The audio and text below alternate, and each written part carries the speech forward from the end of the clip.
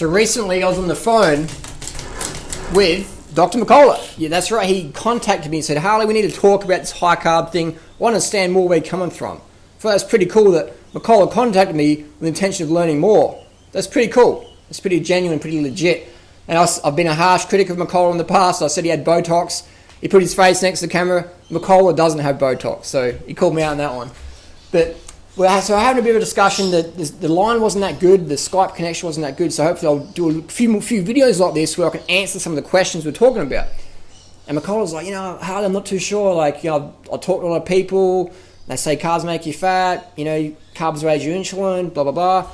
And it's so, well, okay, I understand where Joe's coming from, and Joe sent me a link of the Rosedale diet, and Rosedale diet is Ron Rosedale, and his premise is that carbs cause obesity because when you have carbohydrates, it raises your insulin levels.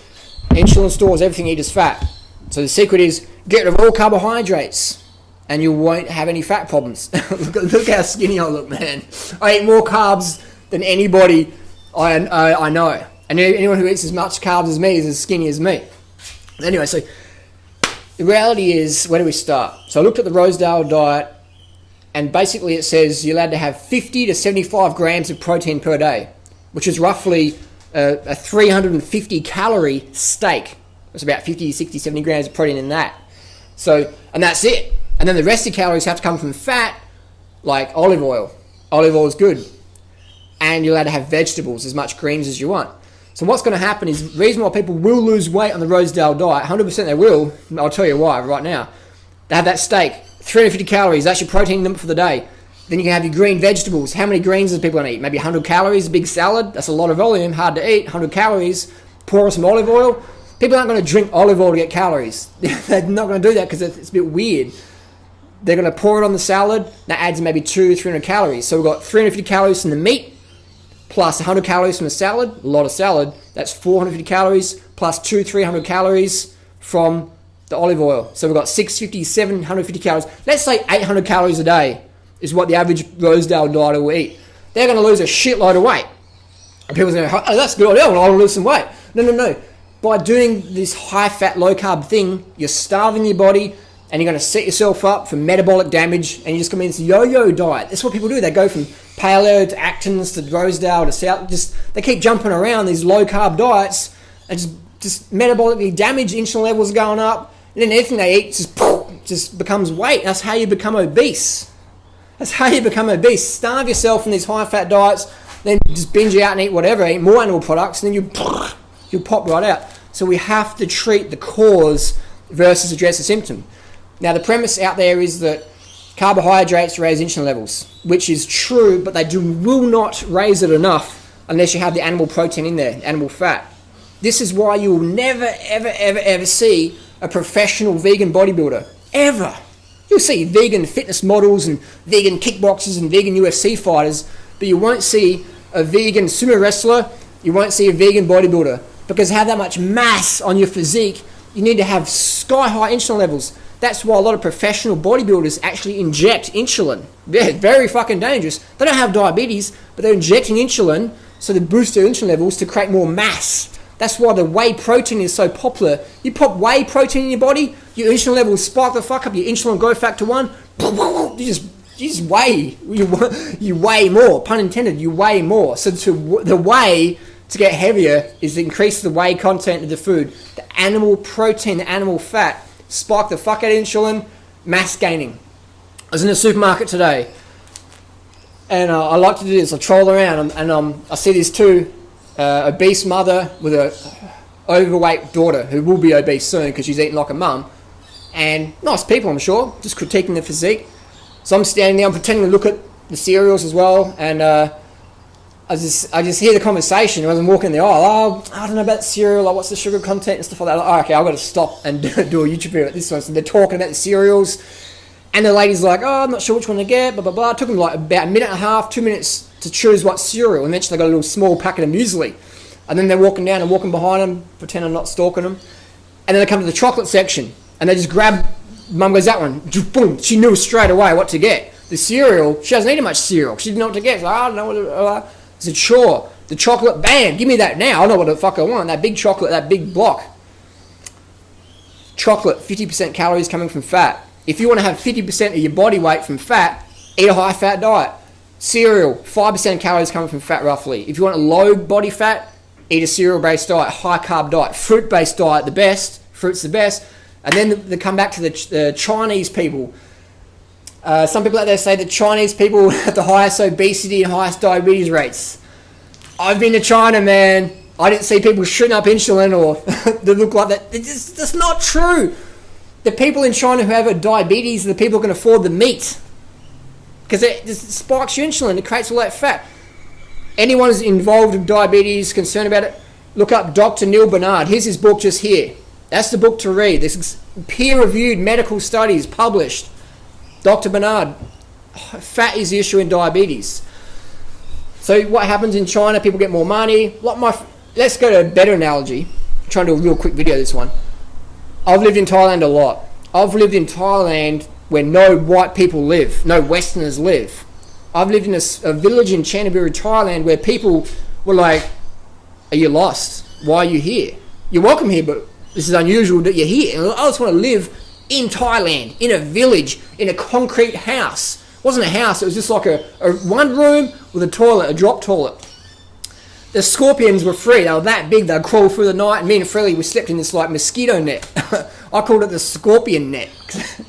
Who cares about the mosquitoes? Got these massive, look like crabs walking across the floor. I loved it. I mean, we loved it, but that's where we lived in Thailand. Every morning you'd see people cooking up rice, eating rice, and I'd go for my bike rides, and I'm like, oh, these people are skinny. Oh, they're not training. They're not running marathons. They're just skinny because they're eating rice as their staple. And that when they eat a bit of fish, it's this little... the animal product used in Thailand from the skinny people is used as a condiment versus a meal. We flip that around the West, you have the big steak, and you have a little bit of potato on the side. But that steak covers up the whole plate, and a little bit of vegetables as a token gesture, a little bit of mashed potato, all right? That's what's happening. If you want to beef up, you need to eat the beef. Talk to the bodybuilders, talk to some wrestler. They go, fuck that vegan diet, fuck that fruitarian diet. I'll get too skinny. I want to be 300 pounds. I don't want to look like a 170 pounds kickboxer. I want to be massive. I want to be a mutant. You can't do that in a vegan diet because your insulin level is going to be too low. So you need to eat the meat, boost your insulin, take insulin on top of that. Insulin is what's going to cause the weight gain, the mass gain. If you want to be heavy, you've got to have high insulin levels. I've checked my hemoglobin A1C, always under 5.5 in the low end, in the healthy natural end. Despite eating as much fruit as I want, as much carbohydrates as I want, I'm pouring pound bags of organic sugar into my fruit smoothies to get enough sugar these days. Pouring it in. So people say, well, you're like an elite athlete. I'm not a fucking elite athlete. Like, I'm fit, but I'm not an elite athlete all year long, maybe in summertime, but the rest of the year I'm just like prancing around. But then people say, well, Harley, you're an elite athlete. You're very fit, and it's true, I'm very fit, but I know people that literally run more than me and cycle more than me in a year, and they're still fat because they eat so much fat and meat. They're like, oh, Harley, you know, I know you train less than me and you fucking look like a Tour de France rider. You got the same body mass index as Bradley Wiggins and Contador, and you're looking like you're doing 1,000k a week when you're doing 100k a week over winter. But I couldn't eat a vegan diet, man, because of my family and all that. And that's cool. But that's the reality. There's people out there who train more than me, but they're fat, they're heavy. I did a race today, just passing people. They're doing the training. You can tell they've got a tan. I'm pale white in winter. They've got a tan, but they're still fat. Why is that? Because they don't eat the high-carb diet. And you can tell because their performance was sucking. So you go to Kenya, best athletes in the world, high-carb diet. Fastest runners in the world, Johan Blake, Usain Bolt, high-carb diet. High-carb diet. Johan Blake eats up to 30 bananas a day. He said in a blog recently.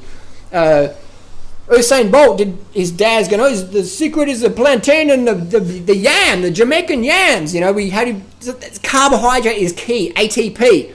Even Macola, gun runner, on a high-carb diet.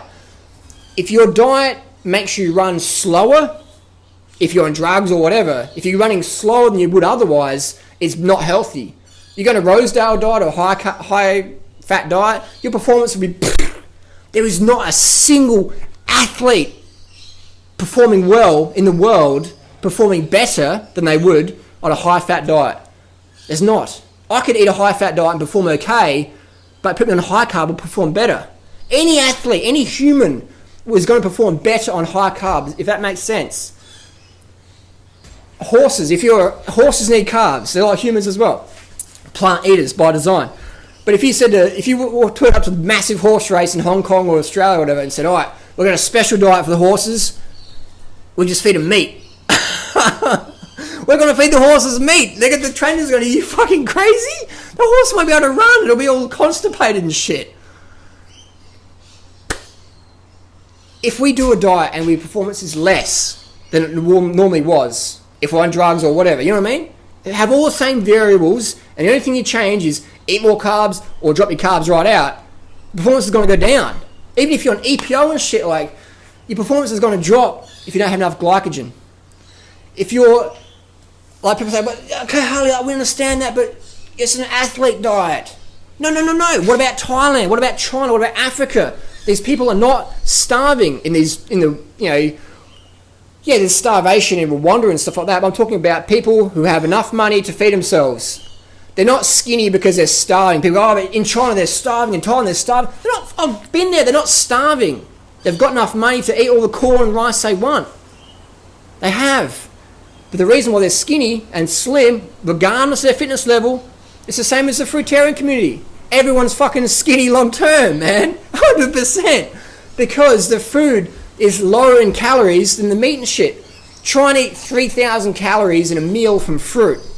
And then try and do 3,000 calories from animal products, meat and shit. Big Macs, whatever. Easy. I used to go to Pizza Hut and eat 5,000 calories. You go to a vegan pizza kitchen and eat a low-fat vegan pizza, you're going to be too full before you smash out at 5,000 calories. So yes, calorie restriction is part of it, but it's not like it's incidental calorie restriction in that the plant foods have less calories than the animal products. But then again, to be more confusing, a calorie is not a calorie. Okay, what do I mean by that? If I eat 3,500 calories a day from fruit, I'm not going to look, feel, perform the same as if I eat 3,500 calories a day from animal products, am I? My insulin level is going to go up. I'm going to store a lot of fat, a lot of weight, a lot of fluid retention. My kidneys are going to pack up, increase the chance of heart disease and stuff like that. Calorie is not a calorie. Calorie is not a calorie. They're similar, but they're not in that. Does that make sense? Go and find someone who eats 3,000 calories a day from fruit for 10 years or 5 years. Go and find someone who eats 3,500 calories a day from donuts, fried, mostly fat in the donut calories, meat, steak, dairy, eggs, fish, blah, blah, blah, blah, blah. They will not look the same. Get twins and do that. They're not going to be the same. Don't lock them in a cell for 5 years. No exercise. 3,500 calories from fruit and rice, 3,500 calories from animal products. No exercise. Nothing.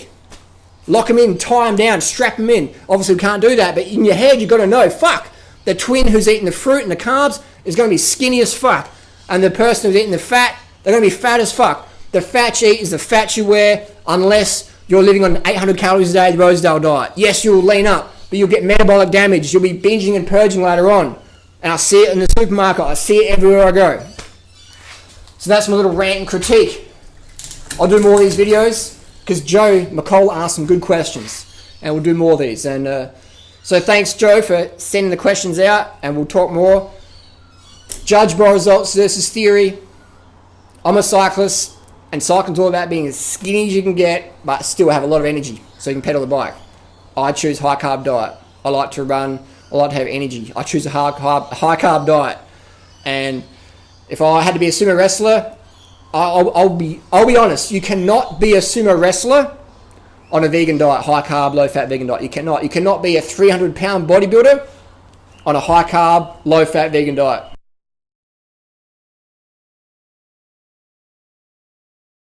And if we go to India, if we go to China, 1,000%, the people shooting up insulin from diabetes, 1,000%, they're eating over 10% of daily calories coming from fat. 1,000%. There's no, you're not going to go to China, right, and see someone, a little Buddhist monk, just walking around, just doing whatever in the garden, eating their rice and eating their vegetables, a bit of fruit, a full-on vegan Buddhist, You're not going to see them eat their rice and then shoot up some insulin afterwards. All right, I'm going to shoot up the insulin now. They're not going to have. You're going to go to China. You're going to see some stockbroker who's like, 250 pounds and just like sweating, and he's just like, oh, give me steak, all deep fried pork.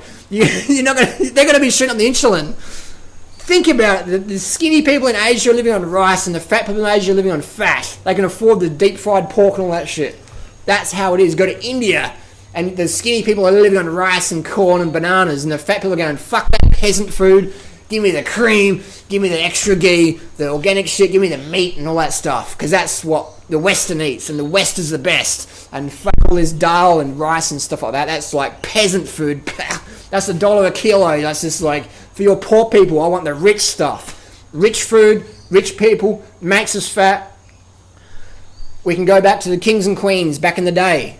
What did they eat? They didn't want to eat the peasant food. That's how you separate your classes. Peasant food for the peasants. Eat your rice and corn and fruit. That's the way we all stuff. We have the meat. We can afford that, That's how it is. But today you can cast a crew from Alexander the Great, whatever, or King Edward V, just by walking down the street. I'll pick you, because everyone looks fat, because they're eating like kings and queens in terms of food choices versus caloric content. 100%. I don't know how many times I have to repeat myself, but look at all the Fruitarians and the McDougall crew, Longterm, everyone sucks right up. That's bottom line. Carbs are key to weight loss and health. High carb diet, vegan, low fat, 100%. No question.